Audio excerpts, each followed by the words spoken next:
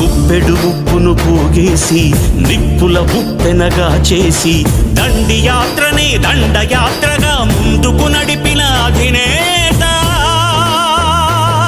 సిసలైన జగజ్జేత.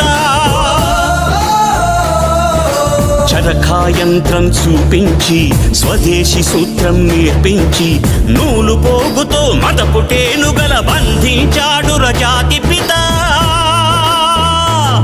సంకల్ప బలం చేత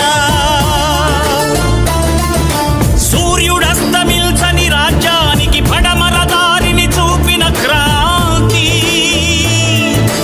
తూర్పు తెల్లారని నడి రాత్రికి స్వేచ్ఛాభానుడి ప్రభాత కాంతి. పదవులు కోరని పావనమూర్తి హృదయాలేలిన చక్రవర్తి.